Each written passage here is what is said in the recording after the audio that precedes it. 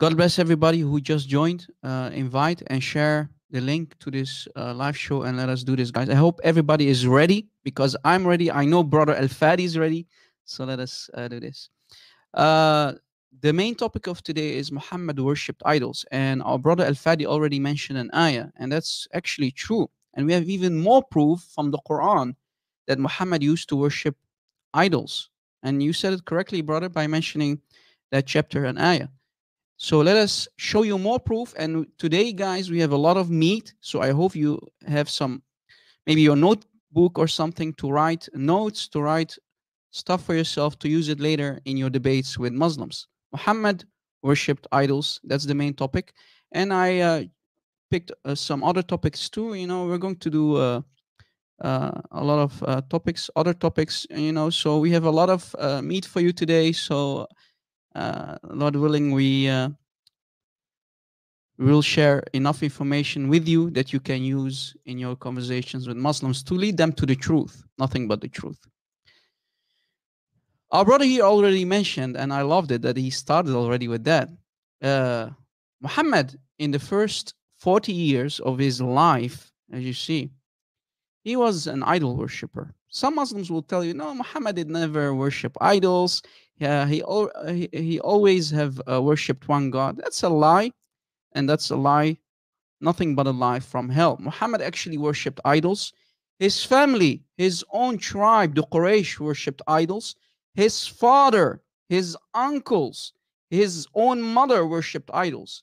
And even his father and his mother died as mushrikeen. A mushrik is someone who associate partners with Allah in Islam. So even Muhammad cried to Allah when his mother died, and he asked Allah to forgive his mother Amina, but Allah didn't want it to do that. So she died as a mushrika. His father, his so-called father, we don't know actually who the real father of Muhammad is, but let us assume that John Doe, Abdullah, every Muslim who without a name is called Abdullah, the slave of Allah, that is supposedly the father of Muhammad. He also died as a mushrik. And Muhammad, in his 40 years before becoming a so-called prophet, he was an idol worshiper. And we have proof, not only the ayah that the brother mentioned, but also from a different ayah here. Chapter 93, ayah 7. وَوَجَدَكَ ضَلًّا فَهَدَى. وَوَجَدَكَ ضَلًّا فَهَدَى. Meaning, and he found you lost. Allah is saying about himself. I mean, look at the logic of Allah. Allah, to who are you talking? But that's not the topic of today, guys. And he, Allah, found you lost and guided you. Who? Muhammad. So Muhammad was lost. وَوَجَدَكَ ضَلًّا فَهَدَى. So Muhammad was lost. He was a nice little mushrik in the first 40 years, of his life before Islam, before becoming a prophet. So Muhammad was lost. He was worshipping idols. And if we go to the tafsir, maybe, brother, you can jump in, and I want your assistance, because some Muslims always tell us, you, Rob Christian, you don't know Arabic. Christian Prince, you don't know Arabic. Maybe we have now two Arabic-speaking people here. Our brother, can you read the explanation for this ayah? وَوَجَدَكَ ضَلًّا فَهَدَى. What does tafsir al-Tabari? And I love to share this link, but I'm not sure if I can post links because I don't think I'm an admin. So maybe if it's possible. If you want to post links, you can put them in a private chat, and I'll take it from there and I'll post it. Yeah, perfect. Absolutely. Perfect. So this one, folks, this slide, while my brother does share the link here, this particular slide is talking about one of the most prominent commentators of the Quran by the name Al-Tabari, Ibn Jarir. The crème de la crème, right? Al-Tabari is the crème de la crème. Yeah. Exactly. And he's commenting on chapter 93, verse 7, and saying, meaning Muhammad, the God of Muhammad speaking to him, وَوَجَدَكَ ضَالًّا فَهَدَى وَوَجَدَكَ عَلَى غَيْرِ الَّذِي أَنْتَ عَلَيْهِ الْيَوْمِ, meaning he found you according to your practices that you used to do, different than what you are doing now. What was he doing now? Obviously, he's proclaiming supposedly the worship of Allah, versus in the past he wasn't doing that. Right there, that's condemning the idea that Muhammad was pure all of his life. Exactly. And if you continue reading, brother, it says, قال Yeah.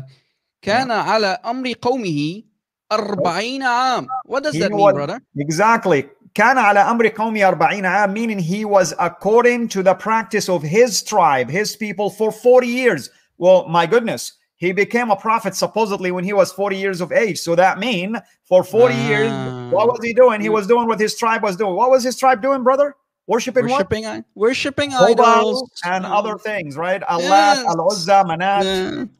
Exactly. Did you catch it, guys? So Muhammad, we just proved it from the Quran, and the brother mentioned chapter 90 before, and this is chapter 93, ayah 7, and this is tafsir al-Tabari. He is not he's not a joke. He is the crème de la crème. Even other mufassirun like Ibn Kathir, al-Qurtubi, and so on and so on, they take from him. That's al-Tabari for you guys. I challenge any Muslim to say al-Tabari is a liar. Let's see what will happen to you if you go to, let's say, to the mosque and you say Al-Tabari is a liar and deceiver.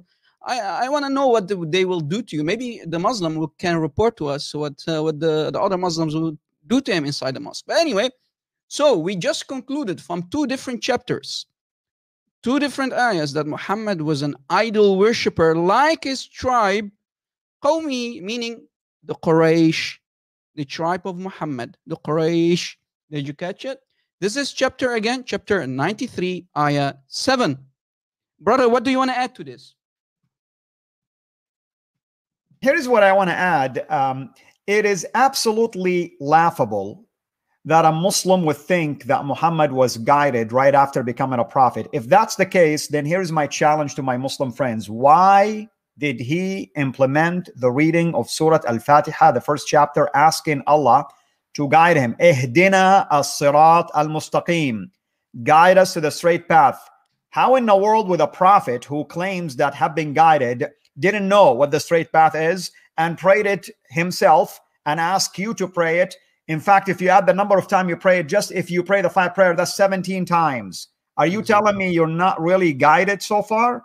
Not to mention, Muhammad himself in chapter 46, verse 9 says, I do not know what's going to happen to me, nor to you. There you have it. This is the guy that you're following. Yeah. Did you catch it, guys? Especially that last part. I mean, Muslims will always say, well, when you say the Shah, you recite the Shah, you become Muslim, Allah will give you 72 huris, you will go to Jannah, you will enjoy the rivers of wine and whatnot. But wait, even the Prophet, Muhammad himself, did not know what Allah would do to him. I mean, that's a disaster. If Muhammad himself doesn't know, how would you know as a Muslim what Allah would do to you? And if that's not enough, Abu Bakr, you remember what Abu Bakr said? Even with one foot in Jannah, I still fear the makr of Allah. Brother, can you remind us what the makr means, the makr of Allah? Oh, of course, brothers. I mean, I was just talking about it recently, and I think me and Sam also addressed this. I mean, it's kind of funny, really, how the word makr, which means khadi'ah, means deception, means, basically to create an illusion to people about something that is not real, not true. Somehow, when it was applied to the mushrikeen or to the Nasara or to the people of the book or to the Jews, it meant deception. But in the same context, applied to Allah, oh no, it's planning and it's being a mastermind. He is a mastermind indeed for deceiving people. That's for sure. Yeah. All right, brother. So we concluded, guys, Muhammad in the first 40 years, he was not a nice little mushrik, worshipping other idols besides Allah. So he's a mushrik, and Allah needed to guide him, right? Allah needed to guide him to the truth. But Muslims will tell you something else because they are too embarrassed about it. They need to lie about their prophet. I mean, imagine Muhammad was a nice mushrik, and you want to invite people to Islam. Are you going to tell them the truth? Of course not. So we just proved to you Muhammad was a nice mushrik before Islam. But what about later? What about later? What happened later? All right. Here is a hadith, brother. Let's see. Here is a hadith. This is from Musnad Abi Hanifa. Now, brother, can you tell the audience who Musnad or Ibn Hanifa is? Is he a giant? Is he a little man in Islam? Who is Abu Hanifa or Abi Hanifa? He's the founder of the Hanafi school of Sharia, by the way. And not only that, he was actually so close to Muhammad, technically speaking. In fact, he has his own readings of the Quran. And you know what Muslims say? Oh, no, his reading is shadh or not acceptable. This guy was near, I mean, he was like immediately with the companions of Muhammad. And yet, somehow, when it doesn't suit, you know, basically, or tickles their ear, he becomes someone that is not acceptable. Yeah. So let's see what they're going to say now. Yeah, brother, can you just repeat that part, because I want everybody to catch it. In what time are you basically saying that Abu Hanifa is in the first at least 2 generations of You have the companions and the tabi'een, the companions and their followers. That's his generation right there. So, and what do Muslims always tell us? Those are the most trusted generations, right? Salaf. That's the Salaf right there. That's the Salaf. Did you catch it, guys? So this guy is a giant according to the Islamic standards, right? So let us read what this hadith is talking about. This hadith is talking about that Muhammad was waiting for Jibreel to come and visit Muhammad to give him the Quran, for example. And then Muhammad, you know, he started to struggle. He started to, you know, feel the heat. Where is Jibreel? Now, brother, I want you to read, because I don't know Arabic. Can you read this entire part here for us? Yes. Starting from here. Ma abta'aka anni. What caused you to be slowed or delayed? So Muhammad is asking Jibreel, whatever you want to call him, what took you so long, ya Jibreel? And now here's the reaction of Jibreel. Continue, brother. So he says, قال إنا لا ندخل بيتا فيه كلب ولا تماثيل. We do not enter a house that has a dog or idols. Wow. So Jibreel's reaction is, guys, as an angel in Islam, he's saying, I will not enter, we angels do not enter a house, i.e. the house of Muhammad in this case, that has dogs and what? And this, especially the last part? Idols. Oh, by the way, in case people missed it, this is the house of Muhammad, by the way. The house of Muhammad. So Muhammad had idols in his house while being a prophet already? Guys, I want you to catch this. Muhammad already was a prophet here, and he still had idols in his house. Now, here's the $1 million question, brother Al-Fadi. What is Muhammad doing with idols inside his house? Right? That we need to ask to the Muslims. Exactly. Did you catch it? So Muhammad, while being already a prophet, while already receiving the Quran, couple of chapters, the first chapters, he still had idols in his house, worshiping idols. Did you catch it? And then if we continue reading, it says that Jibreel is telling him, you need to cut off their heads. And here is actually from a different source, actually from the book of Abi Hanif. This is his book on page 589. Page 589. Same hadith. And this is my own translation, guys, because I don't think this Arabic book is translated into English. So basically, here's the English translation. Let me read the English translation that I created for you guys, and I hope you can take a screenshot. This is, again, Musnad Abi Hanif in his book, page 589. Look what it says. There was a curtain wall in the house of the Prophet of Allah, which there was in statues, as our brother read for you in Arabic. So Jibreel stayed away for a while. Then he came to him, to Muhammad. So Muhammad, started to ask Jibreel, what made you stay away from me for so long? Jibreel, said, we do not enter a house wherein are dogs or statues in. So Jibreel's command Muhammad, Ya Muhammad, decapitate, cut off the heads of the statues, of the idols. Did you catch it? So again, the $1 million question remains, Ya Muslimin, to the Muslims.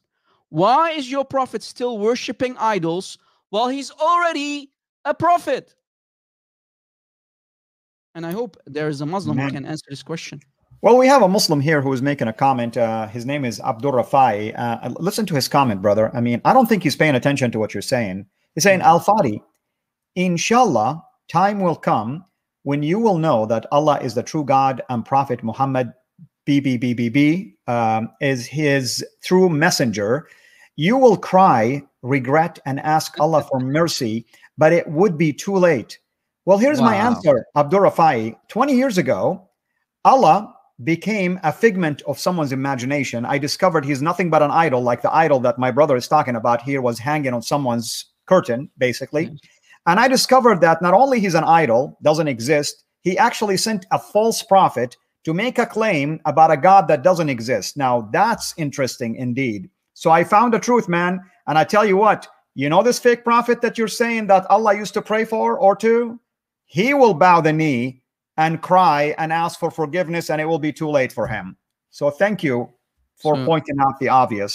exactly, exactly. So you see, our friends, the audience in the live chat, when we bring such disastrous topics, such disastrous questions that we need to ask the Muslims, instead of started to think using their brains, they only come and start to insult us or send us death threats or threats. You know, if you don't become a Muslim today, you don't recite the Shahada, you will burn in hellfire. That's the only thing they have in 2021. Instead of using their brains, thinking with us, because you see, their shuyukh, their scholars, their imams, their ustaz, they will never ever dare to bring up such disastrous questions that they need to ask the Muslims. Why did our Prophet Muhammad still worshipped idols while he's a prophet already? And why needs Jibreel? Why Allah needs to send Jibreel to remind Muhammad, Ya Muhammad, why do you have still statues? Why do you have still idols? Why do you have still idols in your house? You need to cut off their heads and throw them away. Ya Muslimin, please think. We don't hate you. You think that we hate you, but we don't hate you. We're only asking you to use your God-given brains. That's it. These are your books, not our books. So this was the book. Again, I gave the link to the brother, and maybe you can share the link. I already The link shared it. to Okay, yeah, so you have a second link. Yes, I'm going to share them right now. so, and people, you can take a screenshot again because you won't find this translated. All right. So this is my own translation for you, free. Right? This is free. Keep it free and use it in your debates, guys. Right? So there are many different versions of this hadith. You can find it in Kitab al-Sitta, right? In the 6 books. But this one is different, right? This is not translated yet. So do you see? And Lord willing, if our Lord Christ want me to continue doing what we do, and I can do this full time, I'm going to dive even more. And there are so many hidden secrets in Islam that we need to find, do research, and share it with you, because we need to destroy this evil cult, this satanic idol worship of Muhammad for the glory of Christ. Hallelujah, brother. Hallelujah. By the way, some people are looking for that Abdul. He's gone with the wind. You know, you come over here to waste time and divert. Guess what? I'll put you in a terminal blocking. So congratulations, Abdul. You have earned your spot. Next. Go ahead, brother. All right. All right. You see, guys. And again, brother, I want to ask you, you know, you used to be a Muslim. You're from Saudi Arabia. You're from the lands of Muhammad. You're from the same basically country nowadays that Muhammad lived in, right? In the Hijaz, basically. Don't Muslims always say, oh, chapter 96, Surah Al-Alaq, right? Surah Al-Alaq, Iqra, right? Remember, this is Cave Hira. And Muhammad starts, you know, supposedly Jibreel comes to visit him. And Jibreel starts to choke him. Iqra, read. Ma ana biqari, read. Ma ana biqari, I cannot read. So this is the first chapter, right, brother? Chapter 96. That's usually the tradition will say that's the first chapter. Believe it or not, there's a couple of traditions argue that possibly 74 or 73 would have been the same also, simply because of the reaction of Muhammad. But traditionally speaking, 96 is the first. Yeah. So again, guys, why did I bring this up? All right. Why did I bring this up? You see, let's assume with the standard narrative, well, that's what the most Muslims would tell you, that the first chapter is chapter 96. Then the second chapter is chapter 68 and all the way to 74. So Muhammad supposedly here already received 3 chapters. And I want to show you chapter 74, Al-Muddathir. Right? Al-Muddathir. So let us show you the ayah from the 4th chapter. And I want you guys to remind yourself, keep this in your mind. Muhammad already received 3 chapters already. So let us go to Surah Al-Muddathir here. Chapter 74, the fourth one in chronological order. Now here, brother, in Surah Al-Muddathir, Allah is talking to Muhammad. You see, this is not my translation. Muslims always put stuff in between brackets to give their own tafsir for it, right? No, they corrupt their Quran. That's what they're doing. They make corruptions to the Quran. Yeah. But they want to tell you that in context, this is about Muhammad. Allah is speaking to Muhammad, right? And if you go to the tafsir, you will understand that, yes, this is about Muhammad being addressed by Allah through Jibreel. So Allah is talking to Muhammad, oh, the cloaked one, right? Ya ayyuhal muddathir, right? Yes. So it's about Muhammad. If we continue reading ayah 2, rise up and warn your people. Rise up and warn, ya Muhammad. So still Muhammad needs to warn his tribe, his Quraysh tribe, right? Ya ma'ashara Quraysh, right? Rise up, so go tell them and proclaim the purity of your Allah, of your Lord. وَرَبَّكَ فَكَبِّرْ, right? So proclaim the purity of your Lord. Say takbir. And if we continue reading, and keep your clothes clean. Tell Aisha to scratch the semen of your clothes. Make sure that your robe is clean. Tell Aisha to clean your clothes, for example. And then the last ayah that I hear, this is the disastrous one, brother. Chapter 74, ayah 5. وَالرُّجْسَ فَهْجُرْ, meaning, and stay away from what, brother? From idols. From idols. But of course, our Muslim friends right now, they are going to tell you, you don't know what you're talking about, man. Yeah, guys, imagine. Supposedly Muhammad, and I told you to keep that in your mind. Muhammad already received 1, 2, 3 different chapters, and this is the fourth one, right? So again, can you tell me, ya Muslimin? Can anyone tell me? Maybe I don't understand, like brother said. Can anyone tell me why Allah needs to send Jibreel after 3 different chapters in the 4th chapter, chapter 74? Ya Muhammad, stop worshipping idols.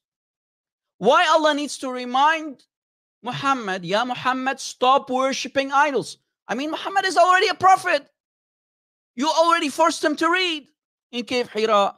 So do you see, guys, why we picked today's topic? Muhammad worshipped idols. Not only in the first 40 years before becoming a prophet, supposed prophet, but also while he's already a prophet. We showed you that Muhammad had idols in his house, and Jibreel need to tell Muhammad, Ya Muhammad, cut off their heads. Why are you having idols?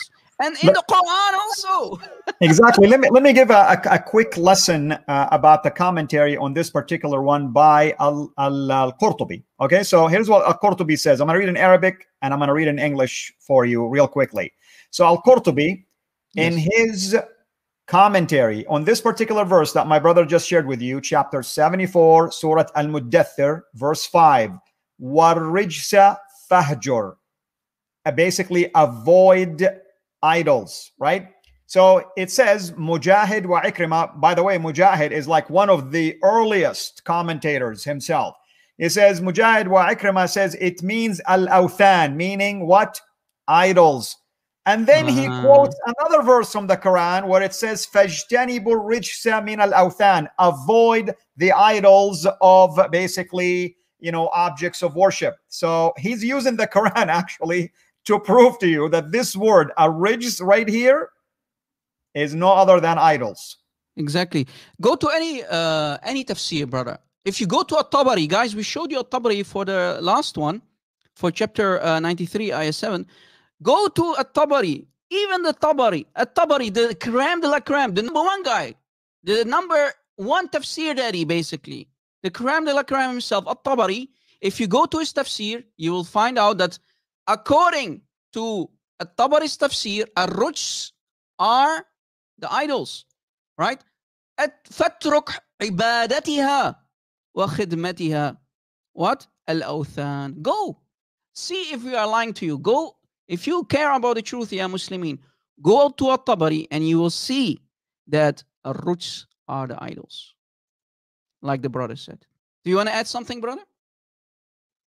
No, brother, I think the damage is done, evident by the number of views and how many Muslims are coming just to attack. They haven't even addressed any of your thing, man.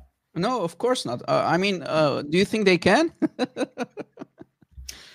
Yeah, they're still learning Arabic, sadly. Many of them Yeah. don't even know what the Arabic teaches, and yet they're following a blind who's leading them all the way to the pit of hell, unfortunately. Yeah. So guys, again, we proved to you from actually three different ayahs. And the brother mentioned chapter 90. Chapter 90, chapter 93, chapter 74. Muhammad, in the first 40 years, he worshipped idols. And even while being a prophet, Muhammad was still worshipping idols, rujs, right? Idols. And Allah still needs to remind Muhammad, Ya Muhammad, stop worshipping idols. Ya Muhammad, stop worshipping idols. Jibreel saying to Muhammad, Ya Muhammad, cut off the heads of the statues in your house. Throw them away. Ya Muslimin, you told us that Muhammad was never a mushrik. Muhammad still committing shirk. Muhammad still committing shirk while being a prophet. While he already received 3 different chapters, and this is the 4th one. And still Allah needs to remind him, Ya Muhammad, fatruk ibadat al-awthan wa khidmatiha. Right? Meaning, stop worshipping idols and stop giving them their service. Stop giving the service to the idols. Stop worshipping idols, Ya Muhammad. Allah needs to remind Muhammad. And you Muslims always lie to us. You lie to us in our faces that your prophet was never a mushrik. While your Quran, your highest scholars tell us something else. So you really need to do your homework, Ya Muslimin. And I challenge you, after doing your homework, I challenge you to still call us liars. Do you want me to continue, brother, or do you want to say something on top No, what I... absolutely. Please keep going, brother. Keep going. I hope the people are benefiting from this, and I hope you can take notes, people. Use this in your debates. Use this in your debates. Whenever Muslims tell you are a mushrik, show them who the real mushrik is from the Quran. That's nobody else than Muhammad, the real mushrik 1400 years ago. And he kept committing shirk while supposedly being a prophet, already receiving 3 different chapters. And then still in the 4th chapter, Allah needs to send Jibreel to tell him, Ya Muhammad, Ya Muddathir, stay away from worshipping idols.